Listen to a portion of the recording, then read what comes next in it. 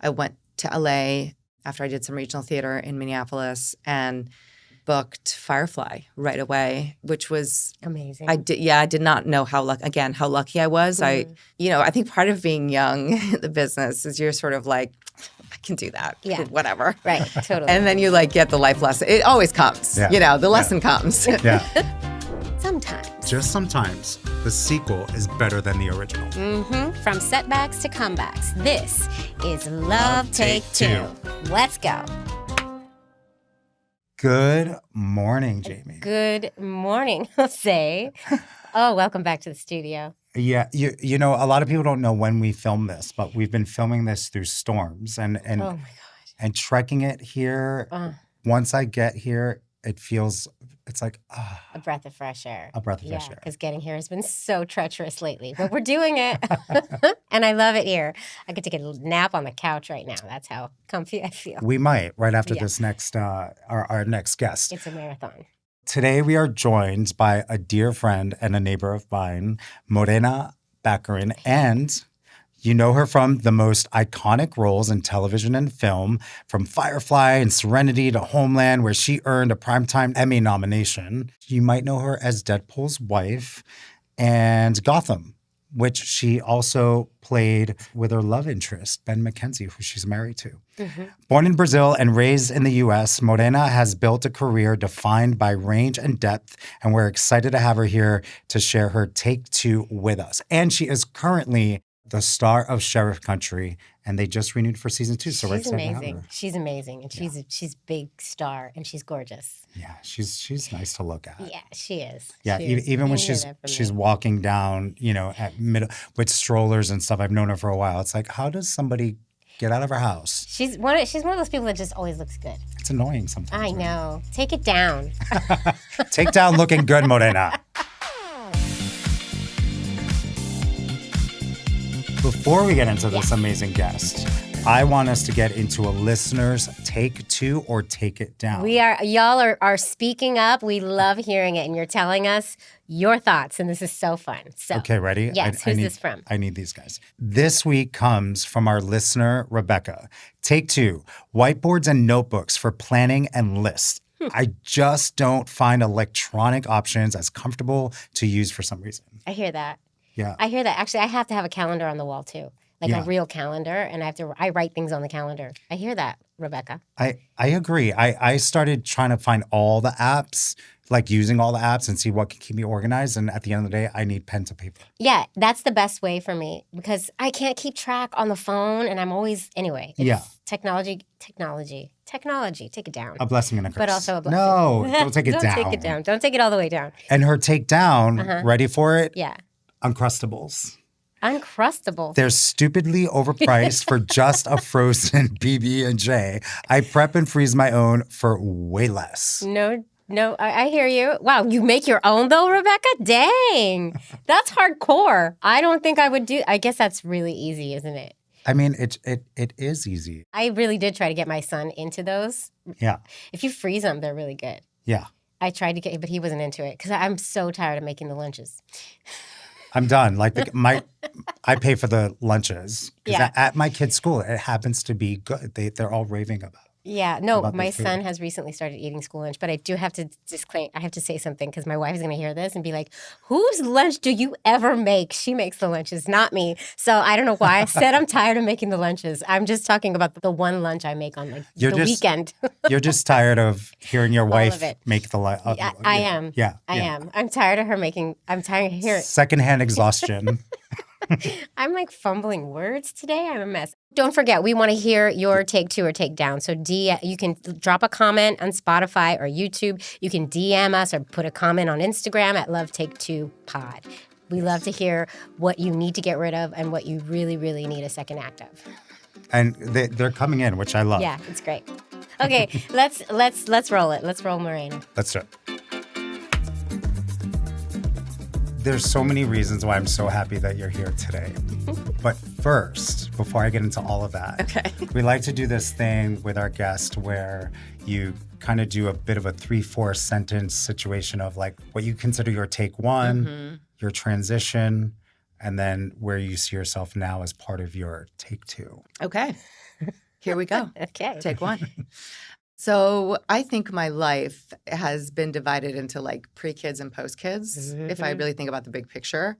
There's a version where take one is like my time in LA, trying as a struggling actor, but I find that really less interesting than the life that spanned before having kids. And because after having kids, your choices change so much about jobs and who you have in your life, and it brings abundance, and it also weeds out a lot of like energy sucking people, jobs, things. Yes. So I think that's where I, in the beginning, it was sort of like I would say yes to everything. I was just like open to whatever jobs came my way. I was trying to figure out what kind of actor I was, what I loved, what I didn't love. And then I had kids, and suddenly I was like, no, I don't need to spend the time away from the kids doing that job. I'd rather be home. Being home is more important, or that job is so worth the time away. It's going to feed me emotionally and artistically. So it sort of changed how I perceived work and how I perceived relationships in my life for the same reasons. You're so right. Yeah. On like having kids and what it does to you. And it changes your it changes your brain chemistry almost. You just don't have the energy for like anything that's a waste of time that isn't adding to your life. And you really, truly don't realize that until after you have the kids. It's something that you imagine, I'll have time for all the things I was doing before, but you can't even pretend anymore, which I think is kind of and even like great. down to like small talk. Nope, not doing it. Can't do that. I can't go to that thing because I don't want to do small talk today. Exactly. I think, as the three of us can relate to parenting multiple children, it's like you learn very quickly that no matter which way you slice it, there's a burnout.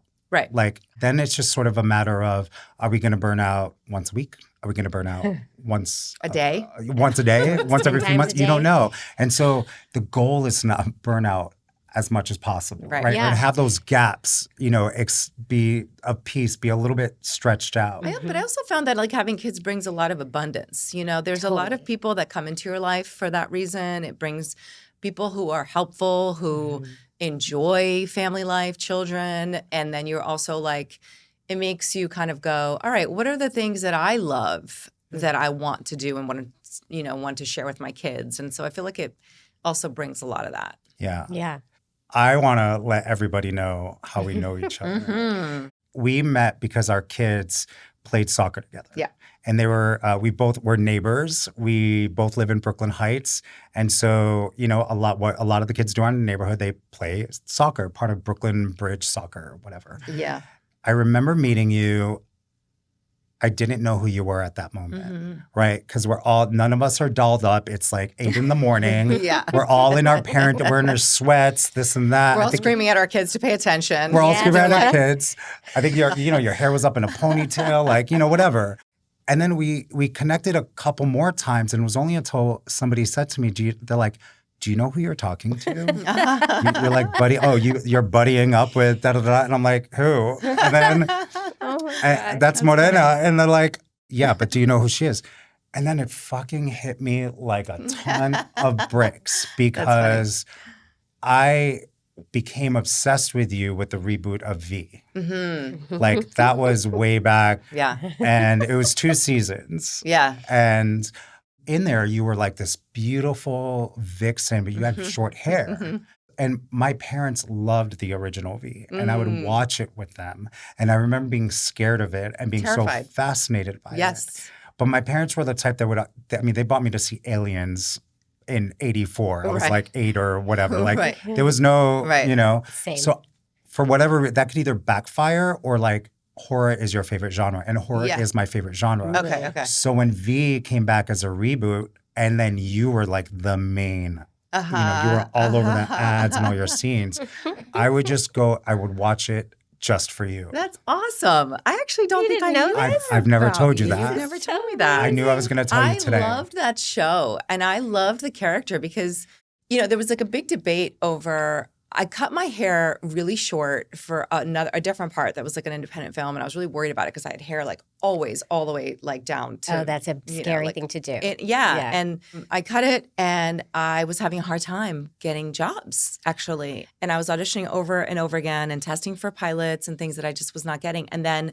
I went in for that, and I was like built for that part. Like it required a like, at the time Hollywood was still relatively. I don't even want to call it racist because that's so reductive. Like it's so much worse than that. It was like so like put this person in a box and that's who they are. And so I always went in for Latina roles, but I also don't play that very well. Like that's just not how I identify as like what Hollywood sees as the typical Latina character. Yes, the sassy Latina. So I wasn't getting parts, and that character. She had to be otherworldly, so like you couldn't pinpoint what nationality she was or what she was, right? Yeah. So I felt like I was perfect for it in that way. And I had theater training, so I could speak. I could like have this sort of like proper, somewhat detached. Like I could really like hone in on the techniques that it would take to like be a little bit off in that way. And so when I auditioned, they were like, "Oh, well, that makes sense." And I remember it being a big point. The director was really excited that I had a short haircut because he was like, I was thinking about this shot of like you from the side with your neck and like how we can make that like tie into this like animalistic, like reptilian thing. And anyway, so it all kind of came together. But I loved that part. And I love that you love that. Oh, that's amazing. Short-lived, but it was cool. I was obsessed with that. Did you know you had it? When I did. You knew it. Like, have you did. had a lot of those moments where it's like. Not a lot, No. but I do feel like you start to develop a sense of like the parts that you're going to get. And look, sometimes you're really good at something and you don't get the part. Yeah. That happens all the time. But you do get a sense of the things that you're right for, And you get a and it's feeling. also like really soothing because then you're like, when I don't feel great about something, like it makes sense that I don't get that, Yeah. Beyond beyond our kids playing soccer together, then we just became closer. And then our families have gotten together. Yep. The kids run to each other's houses. Back and forth. It's so suburban. Yeah. It really is, actually. Frank was asking me last night. She was like, when I was on the phone with you, she was like, who are you talking to? And I wrote down on a piece of paper, Jose. She goes, and then I could see her, and I was like, it's a school night. Like, don't even think about it.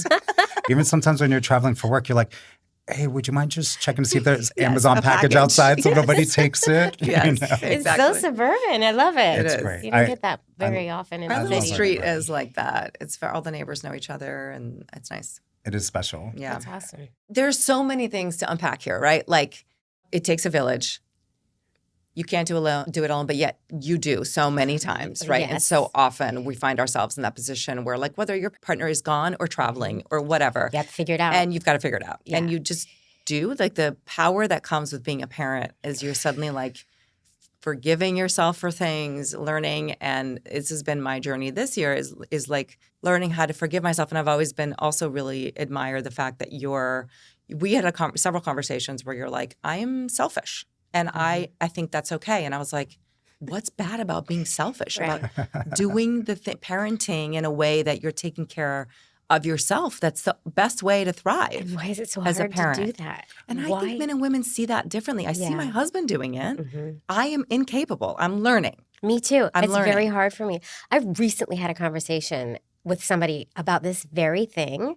Something I've noticed, because I've interviewed a lot of gay families just about how they parent, how they show up. The two dad families say so often, you have to take care of yourself first. Right. The two dad families are really good at saying that. And they say, no, we take care of our relationship first and then the kids. Right. And the two mom families, well, we don't do that. Oh, interesting. No. So it's a female thing, maybe. A female. I don't know. Right. Like, it's really interesting. I really think that. I think when Tim, my late husband, when we were together, when people would come over, they would say to us, you guys are the calmest. Right. Like, Avery was a newborn, right? They're like, you guys are the calmest parents we've ever met. And there were quite a few things happening there. It was like, we're two men. Mm-hmm. We don't have the motherly instinct. So we're not like, we weren't breastfeeding. Mm-hmm. Mhm. So there was that. So we allowed each other we weren't hormonal. We didn't have the 2 hour, That's big. when they're newborns, you're waking up every 2 hours. Even if you're not breastfeeding and if you're bottle feeding, we gave each other the grace. It's like, oh, we could only have to get up every 4 hours, right? You took turns. We took turns. We took turns. Yeah. Because two moms. but for different reasons, I feel like. Yeah. We took turns because we each wanted to be mom. And we each wanted to have that see, nurturing time. So it's like different. Well, that's the thing. It's like I think with women, and we spoke about this a bit, it's like there is that societal pressure that you're supposed to know what you're doing at all given times. And I think what ends up happening is that women don't ask for help because women are often afraid of letting other people in to see their crazy failings. Yeah. That's perfect. Their failings, that they're screaming, their house is a mess. And as a man, I never cared. Like I was like, oh yeah. You're like, look how great I'm doing. Are you kidding me? You know what I mean? I would clean the house before people came over to meet the baby. I would make sure I took time to clean up my house first. I clean and make sure it smelled before good. my cleaner comes. Oh, so do I. Do you know what I mean? So do I. Yeah. I was yelling at my daughter this morning because the cleaner was coming, and I was like, Rose, pick up your room. I'm going to tell her not to clean your room if you don't pick up your room. And she's probably like, okay. She's like so annoyed, Yeah, she doesn't care. One thing that I remember after realizing who you were and going, the first time you invited me over to your house was to talk about this project. And I think it was the first time I felt nervous, right? Because I was like, oh, wait. I'm going to her house. She's inviting me to her house. I'm like, first of all, I got to make sure I look good. And I'm like, I think I'm supposed to show up with something. And what was really nice is that walking into your house, your place is always great, but it was nice to walk in to a regular home. Right. A home with 3 kids. But a home with 3 kids. Yes. And that's what was great. It's like downstairs was great, but there was like art drawings everywhere. And then you go upstairs and one room is like clearly the kids were just playing at. Then we were in the living space. Like it just felt, and it completely calmed me down. It completely got rid of like whatever nerves that I had. This is really interesting. There's on so many levels because our neighborhood is chock full of celebrities, right? And I've been to some celebrities' homes, and most of them are quite perfect. I don't know if they just like clean right before I come, probably, or like they just have just like that endless staff to do it, and that's great. Like I cannot operate on that level. Like I just don't, and it stresses me out. I can't say I'm perfect at it, at accepting it. I stress out about it 100%, and I get to a place where I'm like, I can't have this. I haven't had dinner party in so long because of the reason that with 3 kids between the ages of 5 and 10, there's art and Legos and just endless amounts of cardboard things. So much cardboard everywhere. Why? But I'm also like, there's a part of me that's like, do it. Like, do the adult things that you want to do and like, screw what anybody else thinks, you know?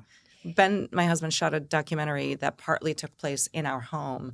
And I would come home and he would be in there with a cameraman. And I'm like, look at our house. It's in the movie. But nobody wants to see a pristine house in a documentary. We're all human. Right? Like, it's hard, but it is hard. And it's hard to give yourself the grace to just let it be. I think this year has been a lot about that actually for me because of the work ramping up so much that I've had to like fail, allow myself to fail, allow myself to not be on top of it, allow myself to like, and not beat myself up for it. That's the big thing is like to not feel guilty about the kids being slightly neglected or to like not feel bad that I'm not making every single lunch or that I'm missing some school meetings and whatever. Like, and then I'm showing up to work half prepared sometimes because I chose to be on the phone till 9:30 helping a kid go to bed and then I need to get sleep, you know. It's so hard to you can't have it all, but the struggle is real. I say it often, there's nowhere I'm ever going to give up. There's nowhere I'm giving 100%. You can't. You can't as a parent. You can't, right? Yeah, absolutely not. I was thinking about you so right now, as we mentioned, as Jamie and I mentioned in the beginning of the show, with doing Sheriff Country, which is a phenomenal show. It got renewed for season 2, which is amazing because we don't hear it often. Yeah. But what comes with that is you're filming in Toronto. And like you mentioned before, it's like you're making choices to be with your kids unless there's a hell yes project. That is worth it. But it comes with certain sacrifices, which has you come home and be very present with your kids. But now I know that you're in this break. What was it like for you as a mom to come in this time? Because right now you're in hiatus, right? Between Yeah. season 1 and season 2. How did you come in this time? Did you come in a little bit more relaxed with this sort of new mindset that you're having of like, it's going to get done? Yeah. Because Ben and I are the same in the sense like, they're breathing. Right. You know, Fine. like, They're they're totally breathing. fine. You know, how did you swoop in this time? This time has been different than other jobs. I think because I know I'm going back into it. So I'm really savoring the downtime and the time at home. I also am somebody, I know this about myself, that like I'm not a stay-at-home mom and I think I would go nuts. And so knowing that I can give 100% knowing I'm going to have to retreat and go back into work really feeds me. Yeah. And so I think the reentry period has been really great for that reason. I mean, it's always a little tricky with Ben because we've been parenting separately. And somebody recently said to me that it's really great to just shut your mouth for 1 week. Like you don't get to criticize how anything's been going. You don't get to have opinions about how things have been scheduled or whatever. Give yourself a week to get there, a week to like start assimilating, and then you guys can discuss how to change certain things. Oh, you God, know? that's so hard. And that was really helpful, actually. I mean, Giving yourself that grace period. the grace period. Yeah. And time. there hasn't been like a major crash. There hasn't been a big like panic moment, which sometimes there is. It helps knowing that I'm going to be working again, though. That's the thing. The savoring, what I find with parenting that has been so difficult that I had no idea would be as difficult as it is getting to a place where I'm savoring the moments with them. Yeah. Like you have kids thinking, oh, I can't wait to do, I'm going to have all the moments. It's going to be this But they can fly kumbaya. by you. Yeah. And what really ends up happening is I don't, for the most part, do not savor any moments. I made a really concerted effort this morning to savor our walk to school because I knew he was going to be so excited about the snow. Right. And I feel like I did a good job. I lost it in the end. But I did a good job for the majority of the walk. But I have, you really have to work at it. And staying present, I think, is hard with kids because I mean, at least I'll speak for myself. Like I naturally want to, I'm like a planner. I'm like there's a destination, there's like a goal. And so I want to get to that thing. But like anything in life, right? It's getting there. Like that's what, they're not going to remember the thing that we went to. They're going to remember the moments in between. And that is something I've really over the last year or two tried to focus on, which is the little things, the bedtimes, which is so hard at the end of the night when you're most tired to give. Have the questions. But like my 12-year-old, who hopefully will never hear this, he's starting to crave independence, be on his own. But at night when he's tired is when he tells me all this stuff. And I'm like, my instinct, everything in me is to I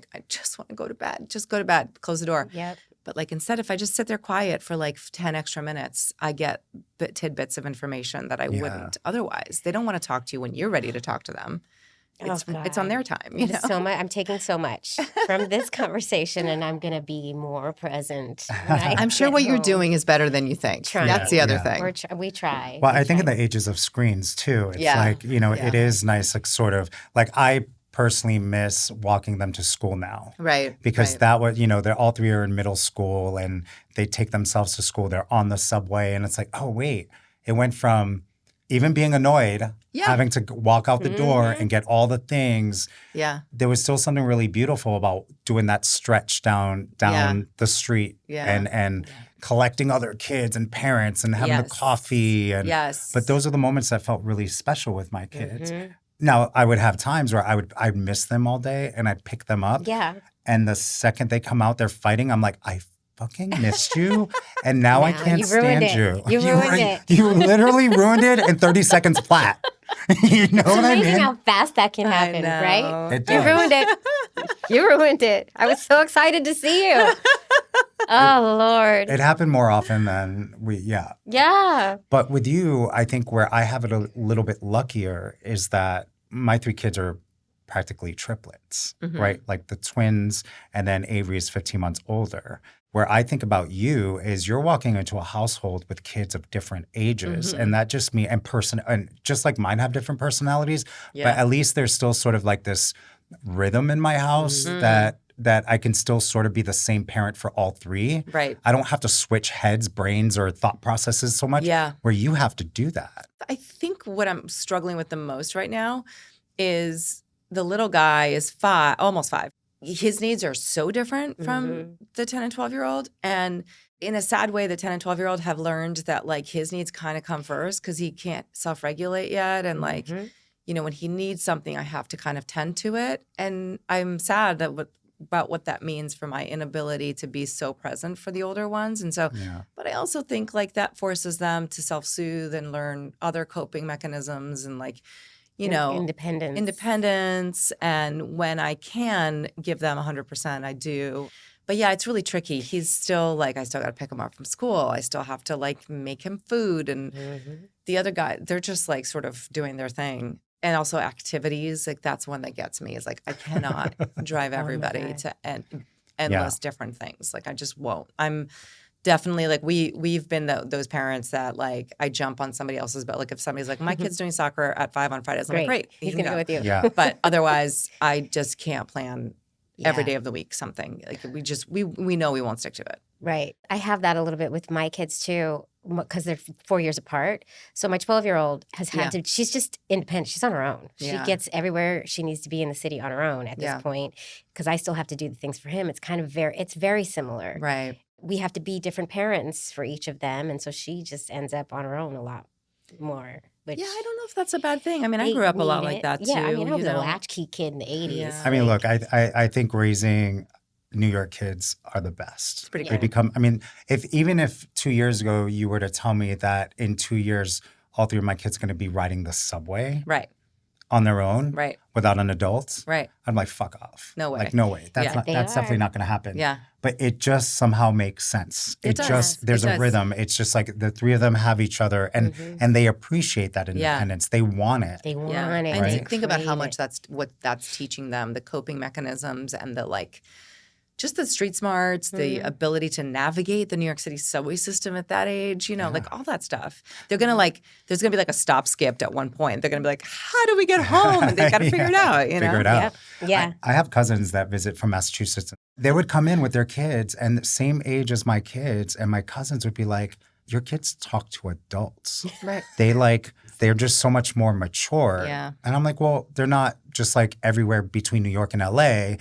Well, LA people are in cars quite a bit, but like everyone's in a car. Yeah. The kids are in a car. They're just going from home to school. It's Right. like, for example, for us, it's like, I always say our corner is not the same corner tomorrow morning. Right. 100%. You know, it's every corner is a different corner the next day. It sure you know, is. It and sure so is. our kids are exposed to that. They experience that that stimulation. Sometimes it's overstimulation, but Yeah. it's like they learn how to adapt so quickly, Yeah. and that's what makes them really cool. And I Yeah, think New they're York cool. too is, you know, it is seemingly like a really cold city, but it's internally, I mean, like the way people are with each other, but it's actually really there's pockets of communities that are really wonderful. Like our neighborhood certainly is, stretching all the way to like Cadman Plaza and Dumbo. Like I'll see your kids at Cadman alone and I'm like, hey guys, what's going on? How was school today? Like they know a familiar face, you know, whereas like same with my kids, they'll go to the train park or whatever, wherever they are, you know, Yeah. they see familiar people, they see people that they know, and people will text me and say, I saw your kids playing together, and they said hello, and, you know,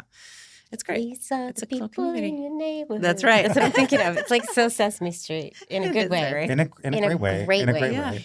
I want to hear a little bit about like your Take One era. Though. Okay. I want to hear like the beginnings. Yes. And where you were, and because I feel like we've learned so much. You've learned so much as a person now. But let's go back to your take one Sure. time Sure. in your head and who you were and how you navigated the world. I mean, I graduated school in New York. I went to Juilliard when I was 20, about to be 21, and thought I was going to do theater and then could not get a job in theater. And then 9/11 happened and New York like really had very little work. Weren't you understudy for, was it Natalie Portman? I was, yeah. In theater? Yeah, in theater, yeah. That's the first time I heard theater. Like, Yes. So one of my first jobs in theater when I Pretty graduated. big first job. It was really cool. Was like, but you have to understand, like I'm leaving this prestigious Juilliard. training program thinking I'm gonna go do Broadway or I'm gonna go do off Broadway. I'm gonna get jobs doing plays. And I auditioned endlessly and like could not get a job. And one of the jobs that I ended up getting was there was this production of The Seagull, the Chekhov play, done at the Delacorte Theater. I remember. And it was like star-studded, Yes. Michael Nichols directed, Meryl Streep was in it, Kevin Kline, Philip Seymour Hoffman, Marcia Gay Harden, Steven Spinella, John Goodman, Christopher Walken. I mean, it was like an insane cast. I remember this. And Natalie Portman was Nina. Yeah. And I got the understudy part, which was pretty great. And honestly, like an amazing school to graduate into, right? Like we went to rehearsals every single day. Watching all of those actors work differently was such an incredible experience. They all had completely different techniques, completely different ways of going about it. And it was just like very liberating to be like, you can be, as part of my like undoing the school, undoing a little bit of like, I have to be a certain way. So that was one of my first theater gigs. And I kept auditioning again and just like couldn't get the actual part. So I went to LA after I did some regional theater in Minneapolis and booked Firefly right away, which was amazing. I did not know how lucky I was. I think part of being young in the business is you're sort of like, I can do that. Yeah. Whatever. Right. Totally. And then you like get the life lesson. It always comes. Yeah. The lesson comes. Yeah. I did that for, the show only lasted 12 episodes and is this crazy cult thing now. But at cult the following. time it was a flop, Oh. and nobody was watching the show. I think it was a bit ahead of its time. It's kind of incredible. Like no network TV was doing sci-fi, at the time. I was unemployed from that moment. I would have like guest stars here and there and odd jobs. I didn't ever have to like get a second job. I was just auditioning. I had saved all of my money from having done the TV show, which when you're in your 20s, that's a ton of money. Totally. For somebody who used to earn like luckily like $1,000 a week was like a lot, So Wait, can we talk about one role that you played that never aired? Never aired. Wait, I'm going to tell you. What? Oh, the Sunny? Yes. Yes. Yes. I want you to tell so everyone. funny. So I went to Juilliard with Glenn Howerton, and we were friends for a long time. And he had two buddies that he met in LA, Charlie and Rob, and they came up with this idea for a show.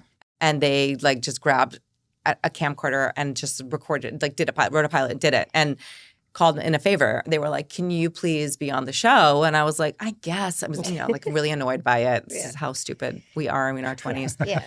And also, like, nobody was doing that. Like, nobody was just like grabbing like I'm talking about a camcorder, going out into the streets of Hollywood and like shooting their own show. Like that was really not done. Yeah. And so I was like, oh, this is going to be like some student thing. And they wanted me to play Carmen, who was a chick with the dick. And I was like, that's how they of said course it. I can. Okay. And so we spent hours trying to figure out what would go in my pants to, they wanted it to, like when they shot from here up to assume that I was a girl. And then there would be like a crotch close up where there was like clearly a dick there.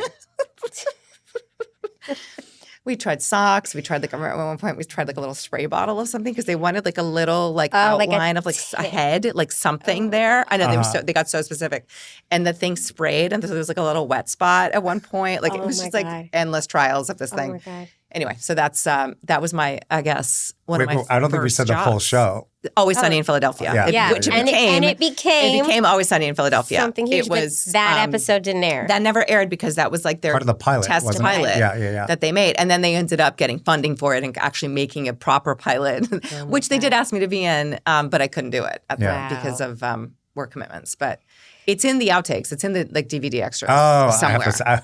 It's in there. It was a hilarious scene. So you felt kind of like an actress who was booking things, but you felt like you weren't really booking. It wasn't anything that was going to move the dial. I had a little bit of a chip on my shoulder being a theater trained actor. Yeah. I thought like even something like Firefly was beneath me. And then when I started the show, I was like, holy crap, I'm the luckiest person on the planet to have gotten this job. It was so. Like the cast was incredible. Joss is, prolific writer. It was like a really amazing experience, and I felt like an idiot. And that was like one of the biggest lessons I learned at the time was like, don't be so judgmental. Right. Like you don't know the world. Yeah, you think you do. You may be from New York, but like you don't know the world. From New York via Brazil. But anyway, So then I spent a few years, just like auditioning a lot, not booking a ton of work, maybe doing a guest star here and there, like enough work trickling in. But I felt very lonely. I felt very like out of sorts. I think I, in general, suffered from like anxiety and like I wasn't brought up to have confidence in that way. I felt really like a fish out of water in LA. And I had close friends, but you have to make such an effort to see them. And I spent a lot of time alone, and like I just didn't really connect with the lifestyle there very much at all. I wish now, looking back, like to have that much time to go for hikes and like go to the ocean or write something, read a book. Read a book. Read a book. Yeah. Put up a hammock. Exactly. Yeah. Like, no. I wish I'd used it. I know. Isn't that funny? I know. How we don't use it when we have it. And then And it was really interesting because I felt like I was busy enough auditioning. I wasn't booking, but I was auditioning a lot. And I was, in LA, you're like driving like an hour somewhere probably. And then like busy days of like just getting rejected over and over and over again.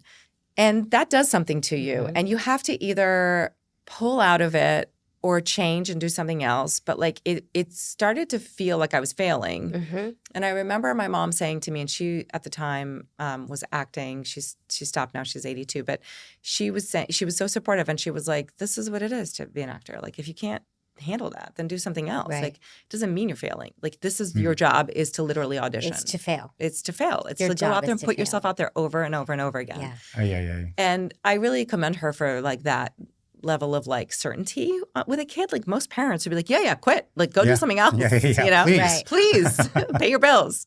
But it's really, It a really perspective helped. shift. It was a perspective shift for and me, that's big time. really important, especially in that line of work. It changed everything for me. And then I started seeing auditions as an opportunity to act and play and discover things about myself as opposed to just get a job. And that's, of course, when I started to book things. That's the trick. Yeah. I think I had this like almost like stubborn mentality of like, this is what I'm doing. So like I have to change my attitude or just be unhappy doing it. You know, like there was no other option for me. Yeah. And then with the kids too. Yeah. Keeping on going. It was really the kids that really sealed the deal for me. I said, that's it, I'm done. When my wife was pregnant with our first. And you kept going.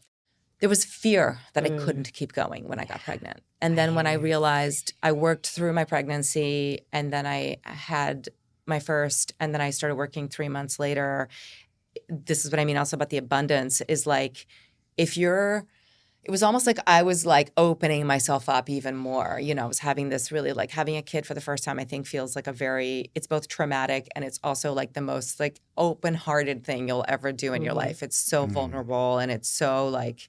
Feels like an egg cracking. It does. It really does. Yeah. And then with that, I also like it fed my work. And I was like, well, I'm ready. I know I'm ready to go back to work. Like I was scared it was going to change me. I wasn't going to want to work or that I wouldn't get opportunities anymore because I would just be seen as like the mom.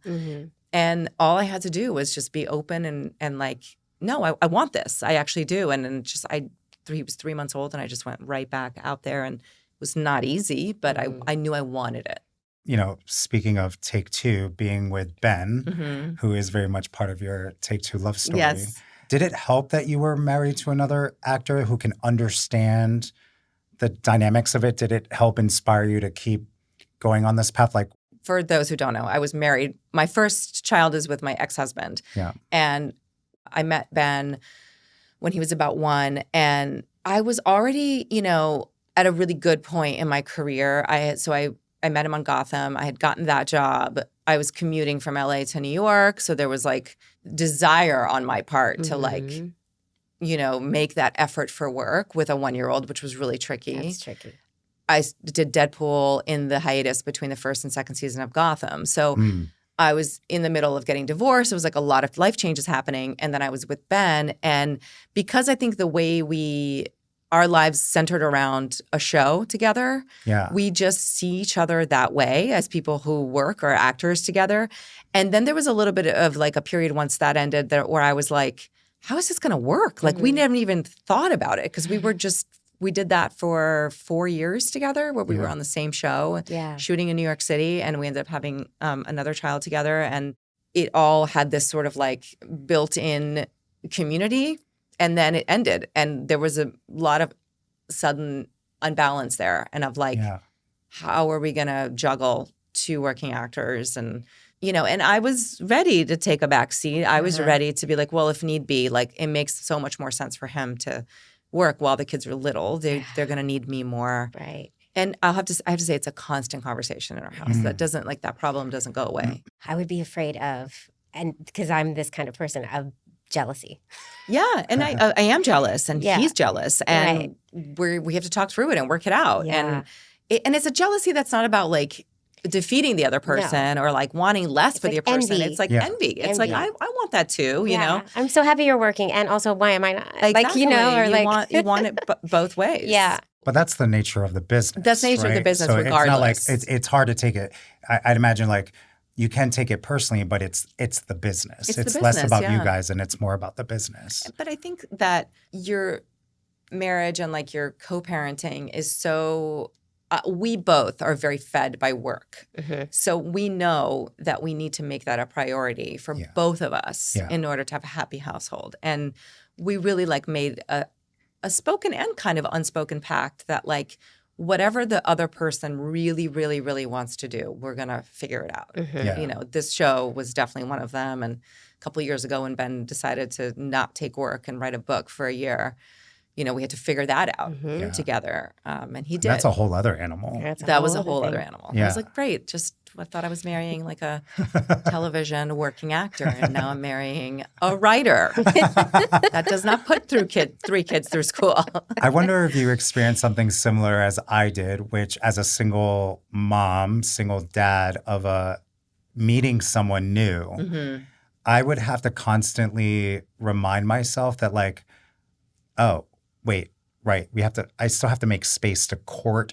We have to make space to court each other. Right. While you have a child. While you have a child, where sometimes it was easy for me to fall into like, all right, well, hey, I'm going to the soccer game. Why don't you come with me to the soccer game or X, Y, and Z? And then pick up groceries on your way home. Hey, would you mind picking up groceries? Because I got to go Because you need a teammate. You need a teammate, really, in parenting.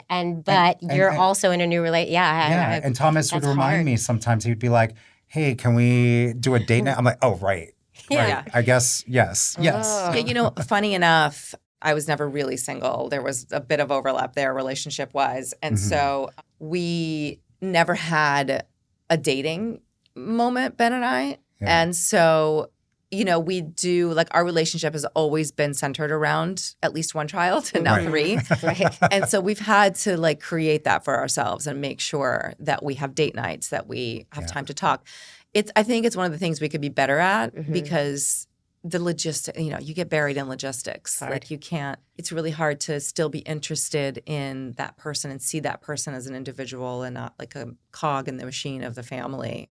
There's just no way I would have been a successful stay-at-home dad. I realized I really needed all these other things in order for me to be a good dad. Right. You know, it's you needed to be fed in those ways. Yeah. I just would not, my kids would not get the version of me, not even close. Oh, yeah. If I was a stay-at-home dad, I would be miserable. I would be unhappy and have regrets. What is it in the airplane? Put yours on first. Yeah, but it's more than that. I want life. I want to put the mask on first, but before that, I want a nice steak au poivre. You know, like I want to. I want to put on a mask. I'd like the glass of wine. And a mask. Let me have my glass of wine first, and then I'm going to put the mask on. Exactly. I hear you. Exactly. Yeah. What I'm getting out of our chat today is like an affirmation that we got to take care of ourselves first. Yeah.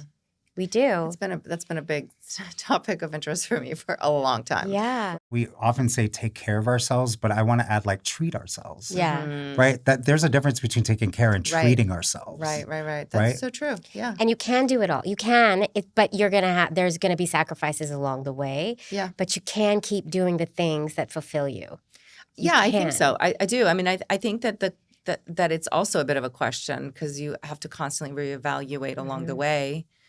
You know, what's more important and what feeds you and like what's it worth? Yeah. You know, like if it's not worth it, it's not worth it. But if it is, then you keep trying, you know? That resonates with me. And what you said about how parenting has given you a lens through which you're able to say, oh, that's not worth the sacrifice. Yeah.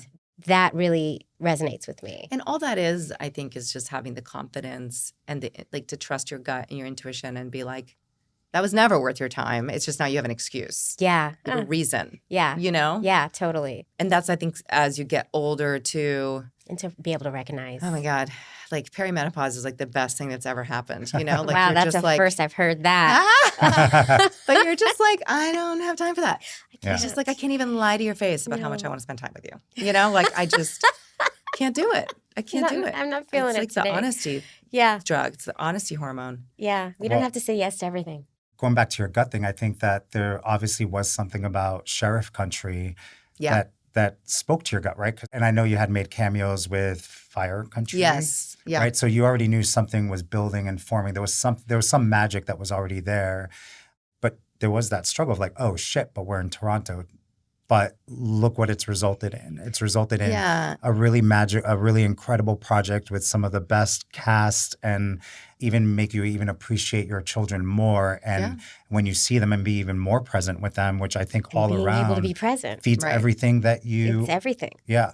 Yeah. It's not, not to downplay how hard it is because it's definitely like, I'm here now. You're doing 18-hour days. I mean, yes, we are doing shorter days now just because budget reasons, but 14 easy 15-hour days. Yeah. That was one of those like gut checks I had to have with myself and conversations with Ben about how do we do this if this becomes a reality. They approached me about guest starring on Fire Country with the knowledge that it could potentially spin off into its own show. And I at first thought there's no way. They shoot that one in Vancouver, which is way far away. Vancouver. And I just was like, I love the premise. The creators pitched it to me what the pilot would be for this character, and I was like, it's banger, like it's incredible. Like rarely do you get pitched a show with a female lead that is that connects. So and good. it's also like it's a person in charge. You've played a lot of wives. I played a lot of wives. Charge. Yes. It's a person in charge who has daddy issues and an ex-husband.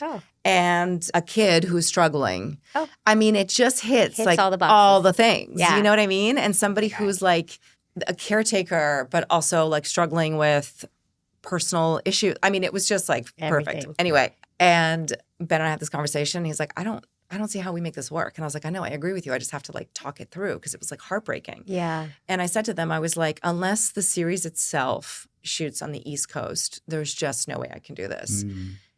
And they changed it to the East Coast. Look at that. I could not believe it. Talk about like putting it out there in the universe, right? Like instead of just being like, no, I can't do it. It's not going to work out. Like, what do you need to make this happen? Right. And so I agreed to shoot the guest stars, obviously in Vancouver because that's where the show was, and that's a 10-day, 2-week stint, so that's easy. Yep. And then once we found the show wasn't a shoe-in, they had to test it and make sure and whatever. And then once I found out they were going to make my own series with it, they were like, we're shooting it in Toronto. And I was like, okay, we can make this work. And it was like still like I had many moments of panic where I was like, what have I done? Yeah. I'm going to be away Monday, Tuesday, Wednesday, Thursday, Friday. Hopefully I can get on a plane Friday night or Friday afternoon. Yeah. And then back at it again Monday morning. Yeah. For how many weeks? It's like a 10-month stretch. Yeah. I started. It's tough. I just finished a week and a half ago, and I started in May of last year. Wow. It's a long And stretch. Exhausting. It's exhausting. Because then you're rushing home to the kids, and then your but mom. what I discovered was like when it feeds you, when it's worth it, right? And that was the gut check. Was like, this is hard. Am I scared because I think it's going to be bad for the family, or scared because this is like an opportunity that may challenge me and make me grow, right? Mm-hmm. And it felt like that. And so when I started it, I realized it's incredibly trying, but it gave me energy. Like when I would show up there every Monday morning, even though I was like, I've slept 5 hours for 2 nights straight, I felt energized and I wanted to be there, and I felt lucky to be there and like grateful for the experience every single day, which that's the dream job. That's the dream. Yeah. That's how I the feel dream. coming here with you. There you go. That's the dream. But it is. That's What the dream. more do you want? And you made it happen. I mean, sort of. I mean, But, I like, asked for what you I asked, wanted, but and- yeah, they could have said no. Right. You know, they Right. Could have said no. And I'm not taking away, how hard it must be to be away from your kids Monday through Friday. But something that I've learned at my kids and their age, I'm like I see them off to school and then they come home. They want to be on their they'll do homework, be on their Yes. screens for a bit, and then it's bedtime. Yeah. Right. Or like in the weekends, I make the most of it. Exactly. I'm like, we are saturating this weekend and making the best of it Yes. and doing all the things. Yes. We're going to have experiences. Exactly. Yeah. And you have enough of those experiences and they don't have to be fancy. Right. It's just quality time. Quality time. Exactly. Then it kind of makes up a little bit. I mean, I do feel like those that 15-minute where you get that bedtime conversation is gold. Yeah. And those are the things I'm missing out on. Yeah. Weekdays. And the school walk or whatever. The school walk and the doctor's appointment or the thing, which Yeah. but it gives Ben an opportunity to have that Yeah. without me lurking around. Yeah. It has this And it gives the quality kids time with them. quality time with dad. Like Yeah. that relationship can Yeah. blossom and bloom. And I know as a kid growing up, a Gen X kid, like it was mom. I only wanted mom, like not Yeah. dad, right? Like because that's kind of the nature of how the hierarchy worked in the house. So when mom's not there, they have to. Yeah, I'm sure Yeah. Ben feels some sense of, he feels Ownership. good that he's not being judged around the corner of the room, that he's Totally. keeping them up late. Totally. The freedom of that. Yeah. Yeah. What is one thing that like young Morena would be shocked at when she saw the you today? Oh my God. Oh, I know. The house I live in. Okay. So I grew up very poor in Oh. Brazil. My grandma and I would take walks, window shopping walks, arm in arm. Like, Aw. I'm going to have that one day. One day, I'm going to have that. And when I moved to New York City, Uh-huh. we lived in the West Village in a old pre-war building, like the least fancy on the block, no doorman, and every other building on the block was like a doorman building or a brownstone. Right. And again, my grandmother would come visit and we would stroll down and we would go like, one day I'm going to have that. And it was like this brownstone. And like, I live in one now and I can't even believe it. Oh my God, I love that story. Yeah, That's so full circle. And you brought abuela. I know. Well, I don't know how to say it in Portuguese. Avó. Avó. Yeah, there you go. Yeah. I love that. Doing a series with your spouse. Take two. Take two. Absolutely. That would be really fun. I think that would be fun. That'd be fun. Yeah. That'd be love fun. that. I would do That's how that. we met. Although Yeah. my wife will never act. She would never do anything with camera. Influencers writing memoirs at 28. Oh, influencers. I'm trying to think of like a positive example of this. I don't even I'm going to say take down. Sorry. I know, I feel bad, but I mean, not that anybody's voice is not worth listening to. but It's at just 28. But a memoir? At I mean, yeah, let's 28. get some experience. Yeah, Yeah. I wouldn't want to hear what I have to say at 28. Me either. Really wide leg pants, like that ravers used to wear. I was a raver In the in 90s? the 90s, or Things, skaters. things are getting wider again. Oh, So- take two. I love Take that. two? You're into Anything that? really funky, I'm into. I'm like, let's I feel try that. it. I feel that. Yeah. I feel like the that. only thing that's a takedown these days, fashion, is like the really like low hip, like low waisted jeans where your Agree. belly would just like Agree. roll And yeah. with the top. flare, I don't like the. I Not don't like the Tight the here. cut. Yeah, Yeah. and then the flare. Yeah. I love a bell bottom. Yeah. But and they're always low waisted. No, Those we ones. don't need to do that already. Take them down. Lunchables. Take Right, where there two. was like the compartments. Yeah, it's and not a like, there was thing like anymore. the processed meat and the Yeah, cheese yeah. and then like the brownie. Yeah. Take it down. Yeah, take it down. I'm going to say take two because parenting is hard. Parenting is No. hard, but there's got to be a better version of There's that. gotta be a Right. better Okay, a version. healthy version of snackables. Take two. Yes, I'll take that. I'll take So that. I don't have to put it together myself. There you Yeah. go. Yeah. Lunches at our house are simple. Oh, I'm talking yeah. like pretzel. Like the bento boxes are It's- great because it's like they're a bunch of little things. And then All eat what you together, want. it kind of makes nutritional value. Yeah. It's so hard. It's so hard. Nobody told me that one of the hardest parts of parenting would be like planning the meals or bringing the snacks, bringing the right Meals. snacks to pick up. They I never happen. bring the right snack to pick up. I know. And then I ruin his entire day. Oh, yeah. You got to toughen that kid up. Like, listen, there's no snack today because I ruined your day yesterday. I've pretty much done that. Perspective. Wait, parents being invited to stay during drop-offs for birthday parties. Oh, no. Take down. Take it Take down. I down. do not want to entertain Small parents. talk, because then I feel like I have At to clean all. the house for the play date too. Also, though, here's this is a real thing. Like your kids are going to be friends with people that you're not necessarily friends with. Yes. The parents. And like 100%. I remember that happened once when my first kid, you know, like somebody came over for a play date. It was supposed to be an hour and a half. They stayed 4 hours. I ended up feeding, and both parents came. Oh. Who does that? Oh, God. I had to have some of those. Feed them. Yeah. I bring out the wine. I'm like, let's just drink because I'm not going to get through this. It was noon. But yes, I think I almost did. Yeah. Because I'm not going to get through it otherwise. And I was like, oh. No. The worst. Yeah. Mm-hmm. As a friend and as a neighbor, I'm so honored that you came to be with us for Love Take Two. Thanks for having me. This was fun. I feel like we could talk for hours. This is so fun. We need like a sidebar podcast on parenting, I feel like. I agree. Seriously. And we'll bring a charcuterie and some wine. I guess I have wine on the brain because I need a glass of wine. Wine is great. Yeah, why not? But as parents, we got to get you out of here. Yeah. You could do your thing. This has been so Good awesome. wrap up. Thank you. Yay. Well, folks, that's a wrap. Thank you so much for tuning in. And make sure you're following us, subscribing, and liking on all of the social media. Write us a little review, rate it, do all the things, and make sure to follow us. Yes, it's at Love Take Two Pod. That's Love Take Two Pod. Do all the things. Thanks so much. We'll see you next time.